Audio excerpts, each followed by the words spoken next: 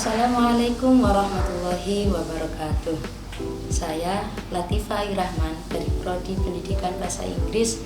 Di sini saya akan menjelaskan mengenai hubungan antara guru, murid, dan teknologi. Secara dalam Kamus Bahasa Indonesia, guru memiliki arti yang sangat profesional.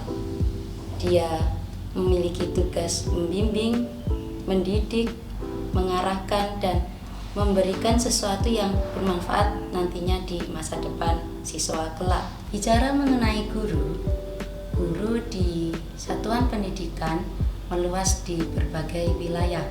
Satuan pendidikan dimulai dari PAUD, TK, SD, SMP, SMA, bahkan sampai ke jenjang pendidikan yang paling tinggi, yaitu ada di satuan S1, S2, sampai S3. Di samping itu, guru memiliki tugas yang sangat besar nantinya, pastinya sih. Mungkin guru tidak bisa dikatakan penanggung jawab besar, cuman dia memiliki peran yang besar di dalam kehidupan siswa nantinya.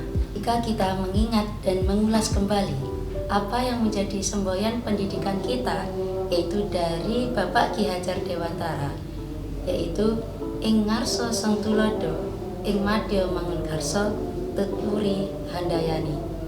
Pertama-tama kita simak baik-baik ing ngarsa Sang Tulodo. Tulodo yakni adalah contoh atau guru di sini sebagai panutan bagi murid-muridnya, bagaimana dia bertindak lakunya, baik dari ucapan atau tingkahnya, seperti itu. Untuk yang kedua, ing madya mangunkarsa. Guru di sini sebagai motivasi atau motivator terhadap siswanya, bagaimana dia memberikan semangat atau masukan terhadap murid-muridnya. Yang terakhir yaitu tuturi handayani, dan disinilah guru menjadi pendidik yang baik dan benar terhadap siswa tersebut. Berikutnya, kita sebagai pembelajar dituntut sebagai pembelajar yang rajin, kritis, disiplin, berpengetahuan luas, dan berwawasan global, mampu berkomunikasi dengan baik, siap mengambil resiko apapun, siap bekerja keras dan cerdas, dan memiliki rasa toleran, mencintai sesama, dan fleksibel dalam berinteraksi. Karena apa? Kita adalah makhluk sosial yang mana antara satu dengan yang lainnya saling membutuhkan. Ada beberapa pertanyaan yang mampu membangkitkan rasa semangat untuk belajar di masa pendidikan kalian. Yang pertama, siapakah Anda? Nah, di sini siapa di sini bisa diartikan dengan banyak hal. Namun kita berfokus pada latar belakang kita. Nah, untuk masalah pendidikan, latar belakang itu tidak menjadi masalah karena nggak semua orang yang berfinansial tinggi dia mampu mendapatkan nilai dan berhasil dalam masa pendidikan dan karirnya. Yang pertama. Yang kedua, asal Anda dari mana? Nah, asal bisa dari desa, bisa dari perkotaan, dan lain-lain. Itu kemungkinan besar orang desa lebih banyak memiliki semangat yang tinggi dalam berproses, karena tidak banyak orang di dalam perkotaan dia sadar akan pentingnya pendidikan yang harus dijalani dengan sungguh-sungguh. Yang ketiga, potensi Anda ada di mana? Sekarang kita harus sadar, potensi itu bisa membawa kita ke arah yang jelas dan benar. Jadi ketika kita sudah memiliki potensi dari awal, nah itu harus kita kembangkan agar jauh lebih baik nantinya. Dan yang terakhir, kita harus kembali kemana? Ibaratnya orang, kalau sudah besar namanya, di daerah lain, akan tetapi dia memiliki asal daerah. Nah, dia harus berkiprah agar apa? Asal daerahnya baik sebagaimana dia membawakan nama tersebut.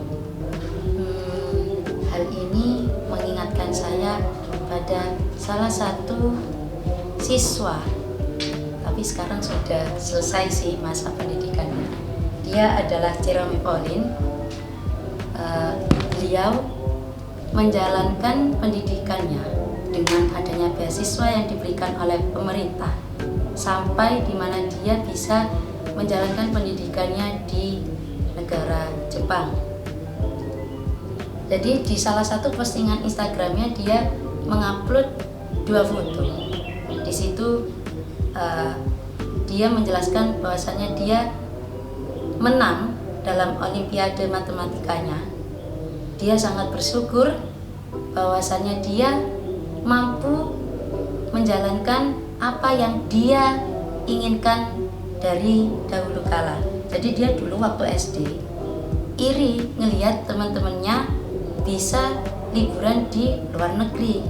Nah, karena dia pinter nih, rajin, akhirnya dia bisa mewujudkan mimpinya berkuliah di luar negeri sampai mana dia bisa menabung dan membawa keluarganya ke Jepang dan ke Disneyland. Menarik bukan? Bagaimana saya bisa tahu?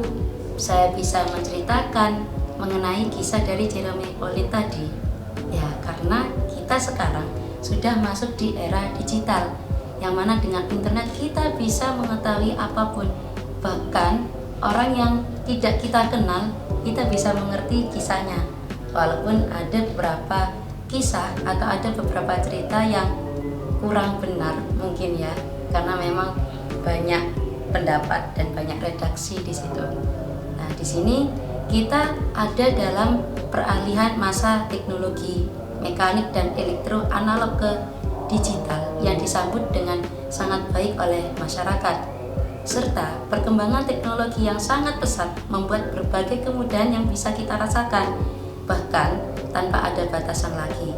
Yang dulu bersifat lokal, kini sudah beralih ke cakupan yang lebih luas, bahkan dengan global. Namun dalam era pendidikan, teknologi tidak mampu menggantikan peran guru. Nah, pendidikan itu ada dan terjadi dalam 2 lingkup. Lingkup pertama ada di sekolah antara guru dan murid. Lingkup kedua ada di sekolahan antara guru dan siswa. Lalu gunanya teknologi, apakah penting? Apakah dia sangat berperan dalam hal pendidikan? Nah, untuk teknologi sendiri itu hanya membantu dan mendukung proses dari jalur pendidikan. Bagaimana kita menambah wawasan dari luar, apa yang perlu kita ambil, kita pelajari.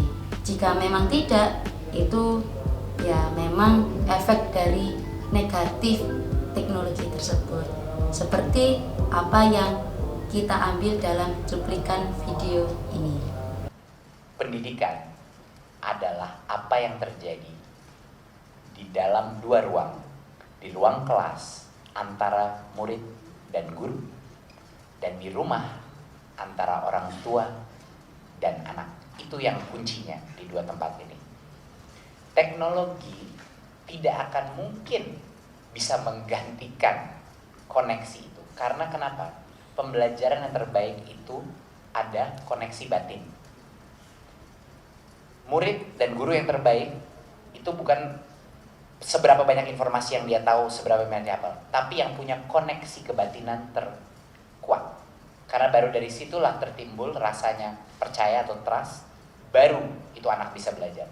Nah, teknologi yang kita akan selenggarakan, yang akan kita berdayakan, itu adalah pendopong, itu adalah membantu apa yang terjadi di dalam ruang didik ini untuk meningkatkan kualitas pembelajaran di ruangan itu, bukan untuk menggantikan, karena tidak mungkin digantikan. Kesimpulan dari pembicaraan saya di video ini adalah bahwasanya kita tidak bisa menolak dengan adanya era teknologi yang makin berkembang sampai saat ini. Namun, kita dituntut untuk paham dan memahami bagaimana cara kita mengaplikasikannya. Kita harus bisa memilah dan memilih. Sedangkan guru adalah seseorang yang menemani kita, yang membimbing kita bagaimana kita bisa melakukan dan memahami suatu pelajaran baik secara tertulis maupun tidak. Alaina ikhtiar wal baqi 'ala Allah. Kita hanya perlu berusaha semampu kita, semuanya kita sisakan pada Allah yang menyempurnakan. Cukup sekian dari saya. Wabillahi taufiq wal hidayah. Wassalamualaikum warahmatullahi wabarakatuh.